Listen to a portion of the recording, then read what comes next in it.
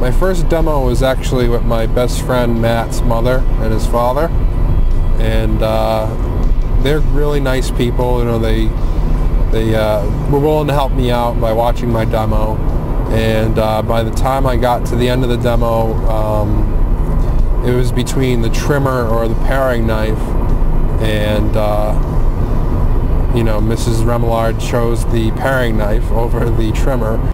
I sat down with one of my best friends, Alex Hart, and his mother, and she knew kind of what was going to happen.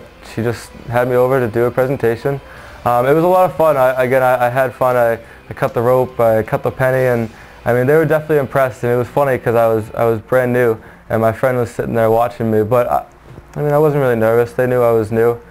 She didn't buy anything. She gave me a bunch of neighbors and family to call, so she helped me there, and I mean, she was really nice and said I did a good job, but I just had fun. Wasn't the best demo. I think I was pretty bad at that first day. I ended up making a sale for a paring knife. It was a pity sale, to say the least. I think her exact words at the end of the demo was, "What's the cheapest thing that you have in the price?" Okay, I'll buy that, you know. And I was just happy to make my first sale, but I knew I had a lot of improvement to make.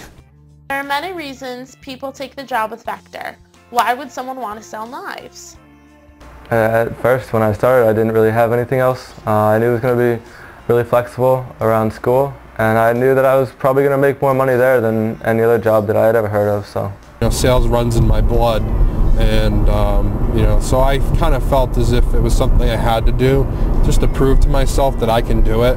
And besides, my mother, she never gave me 100% of her support. You know, she did, but it wasn't like Chad's parents. I probably didn't have much options as a freshman in college at the time. It was a winter break ad that I had responded to, and I figured that they were probably the only company that was willing to hire me on a winter break just for a short period of time, 3-4 weeks.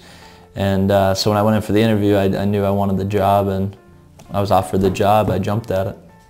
My biggest paycheck before this job was like $140, and I would walk out, I would do a day of demos and just be like, I just made 80 bucks in like 4 hours, and I was totally okay with that, knowing that I had just started and knowing I could make 50% eventually.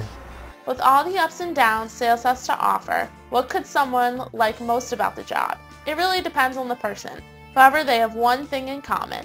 I'm passionate about it for two reasons. The personal growth that I know that I personally have had and can continue to have is invaluable.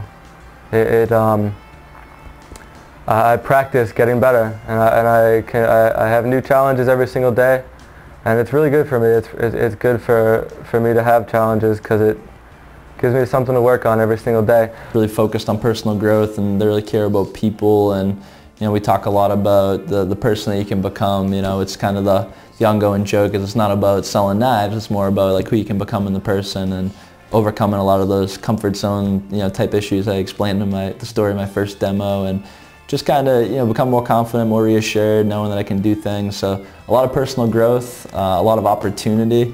I was able to open up an office right when I graduated at age 22 and run my own business, and I can't imagine another company being able to offer an opportunity like that at a young age, you know, and giving somebody that type of responsibility. It gave me the thick skin that you need to survive in this cruel world, especially after playing football for so many years. I know I was physically tough, but mentally I was still like a child. And working in sales fixed that for me, that's for sure. I could face rejection like it was nothing at that point. And you know, if it wasn't for Vector, I wouldn't be working for WAF in the sales department. So you know, I blame Vector for all my success, that's for sure. I love helping people. My customers are great. I love meeting them. But I loved helping them get a product that they would I knew they would like using. But more than that, I liked helping other reps. I knew what the job did for me, and I knew that it wasn't anything it wasn't anything huge that my managers did. It was just an opportunity that I was given, and I want to give that to other people, and I want to help them to be the best person that they can be, that they might not have known they could be. And the money's awesome. They definitely were not shy to share their largest paychecks when asked. I actually brought it with me. No, I'm just kidding. This was technically my largest paycheck. This is a bonus check. This is the sum of all my bonuses for the year 2010. My biggest paycheck, weekly, it's paid weekly, and my biggest paycheck was $2,200. We had an opportunity called the growth bonus. If you increase your office from 20% one year to the next, you got a $20,000 bonus. Excuse me, I'm a little excited about that bonus. And so we ended up in 2008, we grew it over 20% just by a hair. It was on the last day, the last week. We had that week our office was actually #1 in the entire company out of all of North America offices, and the team really came together, rallied.